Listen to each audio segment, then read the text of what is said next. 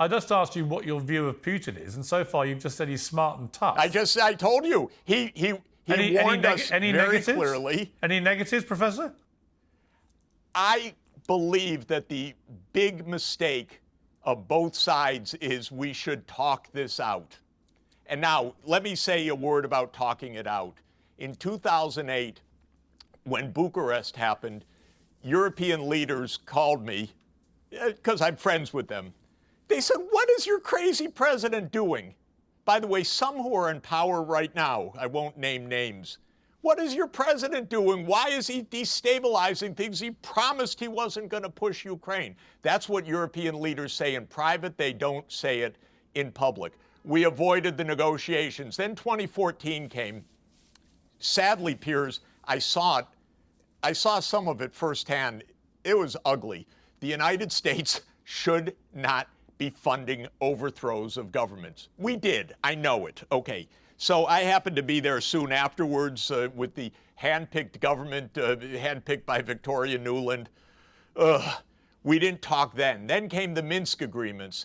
And then the United States said privately, even though the UN Security Council has backed both Minsk I and Minsk II, you don't have to do this. And so with Poroshenko, don't worry about it. Then we heard, of course, Chancellor Merkel say afterwards, yeah, we weren't taking it too seriously, even though Germany and France were the guarantors of that. Then on December 15th, 2021, Putin put it down in a draft U.S.-Russia security agreement. I read it. I called the White House. I said, you know what? You can negotiate on this basis. Avoid the war. No, there's going to be no war, Mr. Sachs. I said, just tell them that NATO is not going to enlarge. You'll avoid the war. No, we're never going to say that. We have an open door policy. So what kind of open door policy? We've had 200 years of the Monroe Doctrine, some open door policy. No, Mr. Sachs. Then the war breaks out. Then immediately Zelensky says, okay, we can be neutral. We can be neutral. And negotiations start, as you know, Naftali Bennett, informally the Prime Minister of Israel, and Turkey with its very skilled diplomacy. I actually flew to Ankara to discuss with the Turkish diplomats what was going on. The U.S. stopped the agreement. Why? Because they thought we'll win. We can bleed Russia. Our sanctions, cutting them out of the banking system, we're going to bring them to their knees. It's a bunch of terrible miscalculations is what it is. Okay. It's a game. Listen, a terrible game. I hear you. What I'm fascinated by, though, is I've asked you to say what you think of Putin. And so far, like I say, you've only called him tough and smart. This is a guy that kills his political opponents. This is a guy who... Yeah, what's the... This is a guy who rules his country like a gangster. I find it... I'm struggling to understand why you can't find any negatives for the guy. He's a dictator. Because I'm trying to find peace, and you don't do it the way that Biden does. Biden said, okay, he's a thug. Biden says he's a crazy SOB. That's real good, Joe. That's really getting us to where we want to go. That's hundreds of thousands of Ukrainians dead. Why don't we move a little bit beyond the Professor, name calling it? Can you not find anything negative to say about Vladimir Putin?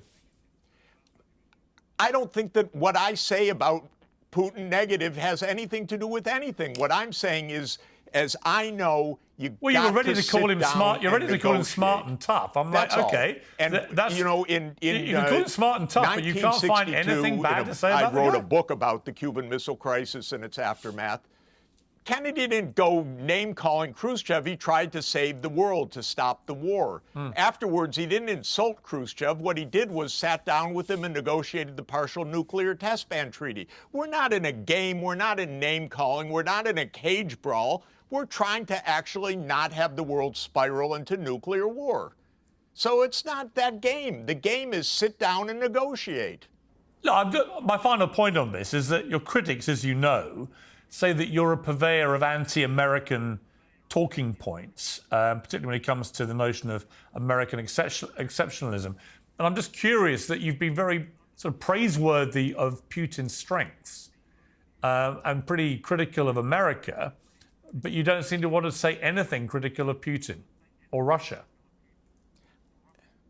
I'm an American, and I follow, I call it Jesus's foreign policy advice, which is, why do you point the mote in the other eye when you have the beam in your own eye? I want us to do better. I want us to have a counterpart. I want us to sit down and negotiate and make peace. I don't believe name-calling is the way to solve problems in the nuclear weapons age. I believe that sitting down and negotiating an outcome and having it transparent is the way to do it.